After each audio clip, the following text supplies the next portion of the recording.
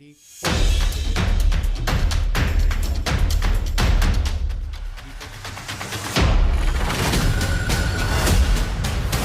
রাস্তাঘাট এখন আর কেবল যাতায়াতের পথ নয়, এ যেন এক মৃত্যুর ফাঁদে রূপ নিয়েছে।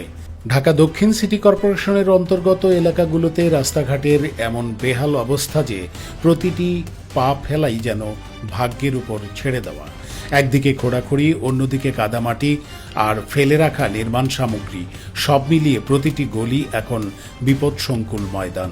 অথচ এসবের খোঁজ খবর নিতে সিটি কর্পোরেশনের যেন কোনো মাথা ব্যথা নেই। ভাই, আমাদের চলাচলের তো বেহাল অবস্থা। মানে এই পাশে আগে একটু মোটরসাইকেল নিয়ে আসতাম, হ্যাঁ, এটাও ব্লকেজ একদম।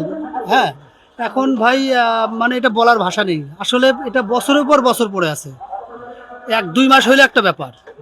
এই কাজ এত ধীর গতিতে চলে, এটা বলার ভাষা নেই ভাই। এটা জিজ্ঞাসা করলে আমরা কাম বন্ধ কাম করেন না, বলে যে কোম্পানি টাকা দেয় না, এই জন্য আমরা করতে পারি। ঠিকাদার যে অরিজিনাল ঠিকাদার তো এখানে আসে না। বৃষ্টিতে কাদা জমেছে, অথচ কোনো নিষ্কাশনের ব্যবস্থা নেই। ফলে শহরের বহু অংশ এখন হাঁটু জল আর হাড় ভাঙা কাদার রাজত্বে পরিণত হয়েছে। সিটি কর্পোরেশনের লোকটা তো মনে হয় ঘুমাইতেছে, এই কারণে তো কাজটা হইতাছে না। 2 দিন কাজ করে 3 দিন বসা থাকে। এরকম করে কাজ করলে তো মানুষের ক্ষয়ক্ষতি, এই যে ব্যবসা বাণিজ্য যারা করে এক ক্ষতি। এই আমরা ব্যাংক চালাই, আমগো তো সমস্যা। আমরা 2-1টা মাল টানি, ওই টানাটাও হয় না। আমাদের প্রায় 2 মাসের কাছাকাছি, 2 মাসের উপরেই হবে যে আমাদের না ভোগাচ্ছে। কাটাকাটি শুরু করেছে ধরেন ক্ষুদ্র জায়গা থেকে, এখন তো আস্তে আস্তে এইটুকু আসছে প্রায় 4 মাসের কাছাকাছি।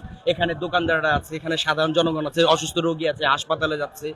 তারা যে কতটা কষ্টে আছে, মানে তারাই ভুক্তভোগী, তারা বুঝতে পারছে। আসলে লেগেছি যারা এটা নিয়ে মানে কাজ মানে ধরে ছাড়ে এরকম করছে, এভাবে করলে আমাদের এই জনগণের আরো দুর্ভোগ হবে। কোনো পূর্ব ঘোষণা ছাড়াই একাধিক জায়গায় একই সঙ্গে রাস্তা খোঁড়া হচ্ছে।